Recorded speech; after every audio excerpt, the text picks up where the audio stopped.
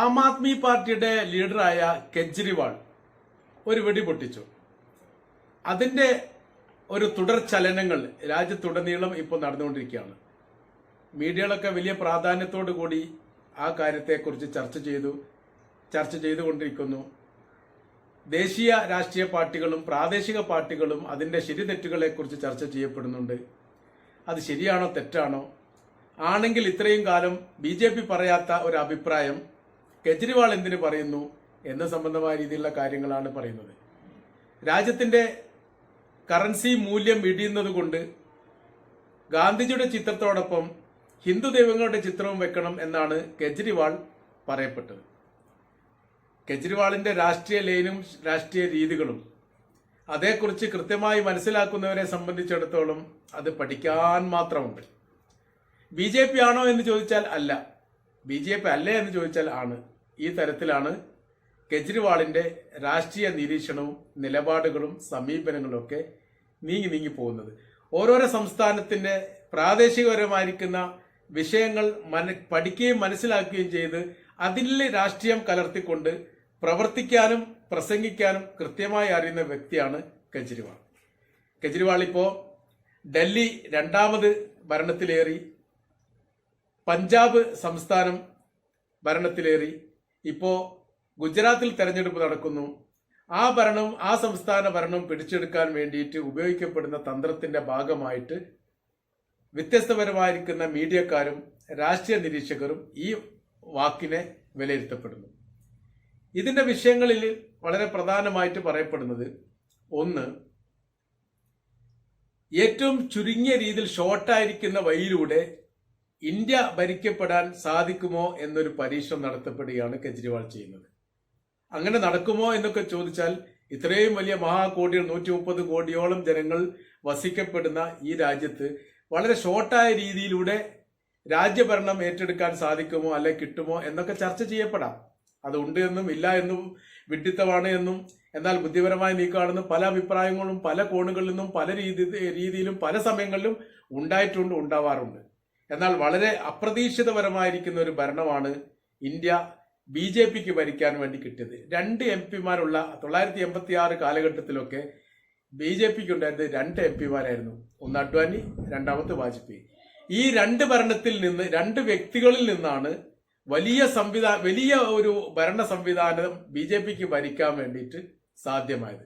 അത് ഒരുപാട് കുറുക്കുവഴികളും ഒരുപാട് എളുപ്പ മാർഗങ്ങളും അവർ ഉപയോഗിച്ച മാർഗങ്ങളൊക്കെ അവർ വിജയിക്കപ്പെടുകയും ചെയ്തിട്ടുണ്ട്. അപ്പൊ BJPക്ക് സാധിക്കുമെങ്കിൽ എന്തുകൊണ്ട് കെജ്രിവാളിന് സാധിക്കില്ല, അല്ലെങ്കിൽ AAPക്ക് സാധിക്കില്ല എന്നുള്ള വിഷയങ്ങളാണ് ഇവിടെ വരുന്നത്. കാരണം ഡൽഹി ഭരണം ഒരിക്കലും കെജ്രിവാളിനെ പോലെയുള്ള ഒരു ആം ആദ്മി പാർട്ടിക്ക് കിട്ടപ്പെടും എന്നുള്ളത് വിചാരിച്ചതേ അല്ല. അവരത് കൈവശപ്പെടുത്തി. ഒരു പ്രാവശ്യമല്ല, രണ്ടാമത്തെ പ്രാവശ്യം ഒരുപാട് കോണുകളിൽ നിന്നും വ്യത്യസ്ത രീതിയിലുള്ള ബുദ്ധി കേന്ദ്രങ്ങളൊക്കെ പ്രവർത്തിച്ചിട്ടും രണ്ടാമതും കെജ്രിവാൾ തന്നെയാണ് ഡൽഹി മുഖ്യമന്ത്രി ആയത്. പിന്നീട് അപ്രതീക്ഷിതപരമായ രീതിയിലാണ് പഞ്ചാബ് സംസ്ഥാനം അവർക്ക് കിട്ടുന്നത്.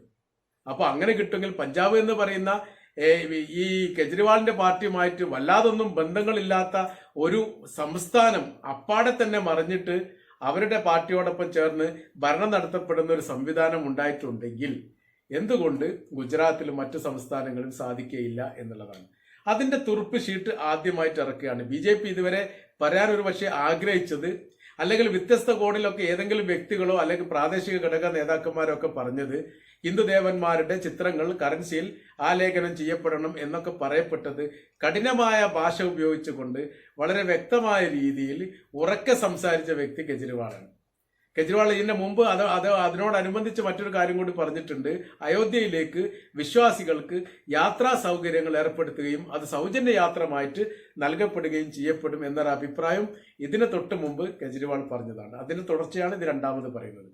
അപ്പൊ അങ്ങനെ ആ സമയത്ത് അതിന് വലിയ പ്രാധാന്യമുണ്ട്. BJP പറയുന്നതിനേക്കാണ് ഒരു പടിയും കൂടി മുമ്പിൽ നിന്നിട്ട് അവർ സംസാരിച്ചു. അത് ഒരു ഭാഗത്തുള്ള ചർച്ച അങ്ങനെയാണ് പറയപ്പെടുന്നത്. രണ്ടാമത്തെ ഒരു ഭാഗത്തുള്ള ചർച്ച എന്ന് പറയുന്നത് BJP അല്ലാത്ത ഏതെങ്കിലും ഒരു രാഷ്ട്രീയ പാർട്ടി ഈ കാര്യം മുന്നോട്ട് വെക്കണം എന്ന് BJP ആഗ്രഹിച്ചിരുന്നു. അത് ആഗ്രഹിച്ചത് കൊണ്ട് മാത്രം കാര്യമില്ല, അത് പറയണം. ഒരിക്കലും അത് കോൺഗ്രസ് പറയില്ല, മാർക്സിസ്റ്റ് പാർട്ടി ഏതായാലും പറയില്ല. മാർക്സിസ്റ്റ് പാർട്ടി പറഞ്ഞതുകൊണ്ട് പ്രത്യേകിച്ച് കാര്യവുമില്ല. അപ്പൊ അങ്ങനെ ആ സമയത്ത് ഇപ്പം 2 സംസ്ഥാനങ്ങൾ അടക്കി ഭരിക്കപ്പെടുന്ന ഒരു പാർട്ടിയുടെ നേതാവ് പറയുമ്പോൾ കുറച്ചും കൂടെ അത് ശ്രദ്ധ കിട്ടപ്പെടും എന്നതുകൊണ്ട് BJP ആണ് കെജ്രിവാളിനെ കൊണ്ട് ഇത് പറയിപ്പിച്ചത് എന്ന അഭിപ്രായം ഒരു ഭാഗത്തൊരു ചർച്ചയായിട്ട് വരുന്നുണ്ട്. അപ്പോൾ BJP പറയുന്ന സമയത്ത് അതിനെ കുറച്ച് വർഗീയപരമായ രീതിയിലോ അതല്ലാത്ത രീതിയിലോ വലിയ ചർച്ചകൾക്കും വലിയ വിവാദങ്ങൾക്കും വലിയ വിഷയങ്ങൾക്കും കാരണമാകുന്നതിന് പകരമായി അതിനോട് സാമ്യമുള്ള ഒരു രാഷ്ട്രീയ പാർട്ടിയെ കൊണ്ട് അത് പറയിപ്പിക്കുക. അതിന്റെ ഗുണങ്ങൾ മുഴുവനും കെജ്രിവാളിനെ ഏറ്റെടുക്കാനുള്ള സംവിധാനങ്ങൾ, കരാർ വ്യവസ്ഥകളൊക്കെ ഉണ്ടാക്കുക. അതിന്റെ അടിസ്ഥാനത്തിൽ പറഞ്ഞതാണ് എന്നൊരു അഭിപ്രായം മറ്റൊരു രാഷ്ട്രീയ വിഭാഗങ്ങൾ അല്ലെ രാഷ്ട്രീയപരമായി ചിന്തിക്കപ്പെടുന്നവർ പറയപ്പെടുന്നുണ്ട്. ഇവിടെ മൂന്നാമതൊരു വിഭാഗമുണ്ട്. കെജ്രിവാൾ അങ്ങനെ ഒരു അഭിപ്രായം പറഞ്ഞു, അത് സ്വന്തമായ രീതിയിലുള്ള അഭിപ്രായം പറയുകയാണെങ്കിൽ അദ്ദേഹം ബുദ്ധിപരമായിട്ടാണ് അഭിപ്രായം പറയപ്പെട്ടത്. എന്തുകൊണ്ടാണ് അഭിപ്രായം പറയപ്പെട്ടത്? BJPയോടുള്ള വിരോധം കൊണ്ടാണ് പറയപ്പെട്ടത്. അതെങ്ങനെ BJPയോടുള്ള വിരോധം കൊണ്ട് ഇങ്ങനെ കറൻസിയിൽ ഹിന്ദുദേവന്മാരുടെ ചിത്രങ്ങൾ ആലേഖനം ചെയ്യപ്പെടണം എന്ന് പറയപ്പെടുന്നത് എങ്ങനെയാണ് അത് വിരോധമാകുന്നത്? അതുമായിട്ട് ബന്ധപ്പെട്ട ചർച്ചയുണ്ട്. അതിന്റെ കാര്യം എന്ന് പറയുന്നത് ഇത് ഒരിക്കലും കറൻസിയിൽ വരാതിരിക്കാൻ വേണ്ടിയിട്ട് കെജ്രിവാൾ എടുത്ത ഒരു ഐഡിയയോ ഒരു തന്ത്രമോ ആയിരിക്കാം ഒരുപക്ഷെ. അങ്ങനെ ഒരു അഭിപ്രായങ്ങളും ഇവിടെ ചർച്ചയിൽ വന്നതാണ്.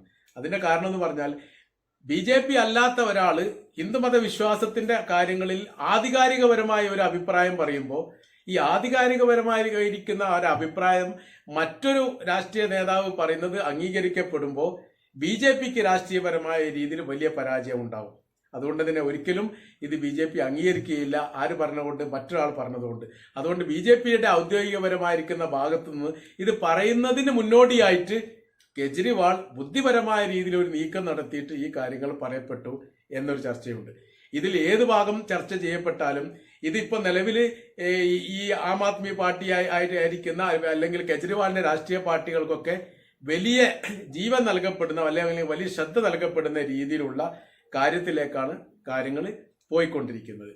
അപ്പോ ഏത് തരത്തിൽ രാഷ്ട്രീയപരമായ രീതിയിൽ ചർച്ച ചെയ്യപ്പെടുന്നു, സംസാരിക്കപ്പെടുന്നു എന്നൊക്കെ അപ്പപ്പോഴുള്ള രാഷ്ട്രീയ സാഹചര്യത്തിന്റെയും അവസ്ഥക്കും അനുസരിച്ച് വിലയിരുത്തപ്പെടേണ്ട സാഹചര്യത്തിലേക്ക് കാര്യങ്ങൾ പോവുകയാണ്. ഒരു സാധാരണക്കാരെ സംബന്ധിച്ചിടത്തോളം ഇന്ത്യയുടെ രാഷ്ട്രീയവും ഇന്ത്യ രാഷ്ട്രീയ നിലപാടുകളും അതിന്റെ സമീപനങ്ങളും അതിന്റെ രീതികളും കൃത്യമായ രീതിയിൽ വിലയിരുത്തപ്പെടുകയും മനസ്സിലാക്കുകയും ചെയ്യപ്പെടാൻ സാധിക്കാത്ത രീതിയിലേക്ക് കുഴഞ്ഞു പറഞ്ഞിരിക്കുകയാണ്. മറ്റുള്ളവർ സ്വന്തം രാഷ്ട്രീയ പാർട്ടിയുടെ കാര്യങ്ങൾ മറ്റുള്ള രാഷ്ട്രീയ പാർട്ടികൾ പറയുന്ന സാഹചര്യം, ഒരു മതത്തിന്റെ കാര്യങ്ങൾ മറ്റൊരു മതം പറയപ്പെടുന്ന സാഹചര്യം.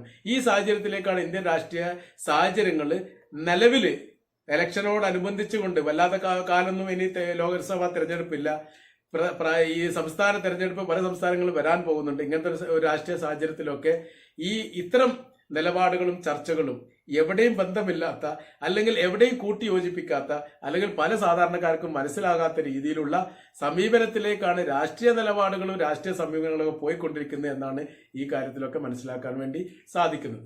നന്ദി, നമസ്കാരം.